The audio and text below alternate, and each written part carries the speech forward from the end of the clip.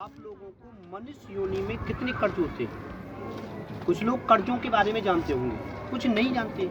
कर्ज वो नहीं है कि जो पैसा लेके चुकाया जाता है, वो कर्ज तो एक हमारा सामान से आयात निर्यात करने वाला कर्ज हो जाता है। तो जीवन का देह कर्ज होता है अपने आप में, जो मानवता के अनुसार, समय के अनुसार, वक्त के अनुसार 5 कर्ज होते हैं। कितने कर्ज होते हैं? 5 कर्ज। वो लाइफ में, जीवन में, अपने आप में 5 कर्जों में कैसे जीवन गुजारा जाता है, कैसे जीवन को अपने आप में चुकाया जाता है। वो नंबर 1 कर्ज होता है माता का ऋण, नंबर 2 होता है पिता का ऋण, नंबर 3 होता है गुरु का ऋण, नंबर 4 होता है धरती का ऋण, नंबर 5 होता है धर्म का ऋण।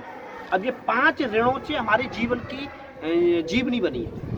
अब उन ऋणों को चुकाने के लिए, इन ऋणों को चुकाने के लिए निम्न उपाय बनाए गए, निम्न क्रियाएं बनाई गई, निम्न तरीका से उनका तरीका बनाया गया और अपनाया गया। अब लोग जानते हैं वो तो चुका देते हैं, नहीं जानते हैं वो अपने आप में जीवन को ऐसे ही गंवा के चले जाते हैं। और जबकि मनुष्य योनि एक पवित्र योनि है जीवन में, क्योंकि इसमें जन्म किसने लिया है? भगवान ने भी लिया है। और भगवान के हिसाब से भगवान ने किस तरीका से अपनी इस सृष्टि का और इस नियमावली जो पृथ्वी पर, धरती पर आकर के कैसे कर्ज चुकाए, उन कर्जों के बारे में भी। माता का ऋण चुकाने के लिए कन्यादान करना चाहिए। पिता का ऋण चुकाने के लिए संतान उत्पत्ति करनी चाहिए। हमारे बेटी बेटाएं होते हैं, वो संतान ही तो होती है। पिता का ऋण, उसके हिसाब से तीसरा नियम है, गुरु का ऋण चुकाने के लिए लोगों को शिक्षित करना चाहिए। गुरु का ऋण है। अब कहता है कि धरती का ऋण का है कि धरती का ऋण चुकाने के लिए कृषि करें या पेड़ लगाएं, कृषि को सजाएं, धरती माता को सजाएं, भूमि को, वो अपने आप में तब उस लेवल से हमारा कर्ज चुकेगा। अब आ जाता है धर्म ऋण। धर्म ऋण में हम तुम लोग बांट दिए गए। धर्म ऋण के अनुसार हमारे सब एक हैं, सिख, ईसाई, मुस्लिम, हिंदू सब एक है। हम हैं एक भगवान की संतान, मगर धर्म के अनुसार, कर्म के अनुसार हम इधर उधर बट जाते हैं। उस कर्म को भी चुका करना है, उस धर्म को भी चुकाना है। जैसे धर्म का ऋण चुकाने के लिए धर्म की रक्षा व धर्म का प्रचार के लिए समय दे। मन का झुकना बहुत जरूरी होता है। केवल सर झुकाने से भगवान नहीं मिलते। हमको जीवन में अपने माँ बापों के लिए, अपने गुरुओं के लिए, अपनों के लिए हमें सर झुका करके उनकी बातें सुननी चाहिए, उनका कार्य करना चाहिए, उस बात का पालन करना चाहिए। जैसे राम भगवान ने अपना धर्म भी किया, कर्म भी किया।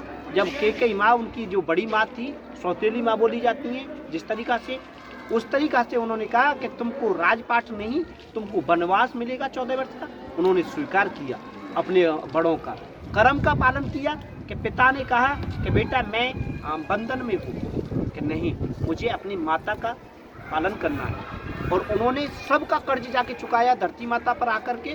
पूरे वन में जितने भी कष्ट पीड़ा जीव जंतु जो भी मिले, अपने बंदर सेना के साथ में, वानरों के साथ में, जामंत जी के साथ में, उनके साथ में अपनी मित्रता का पालन किया, कष्ट पीड़ाएं भी भोगी। तो मनुष्य योनि इस तरीका से पवित्र मानी गई है कि जे दुख सुख को लड़ना, झड़ना और समझना जानता है। तो जीवन के ये 5 तत्वों से तो जीवन बना है, और 5 धर्मों से हमारा पूरा जीवन निकला है। जो हमारे 5 कर्ज हैं, उनको चुकाने का सबसे बड़ा पवित्र नाम माना गया। जिसने ये 5 कर्ज चुका दिए, ऋण चुका दिया जीवन में, उससे बड़ा धनी नहीं है।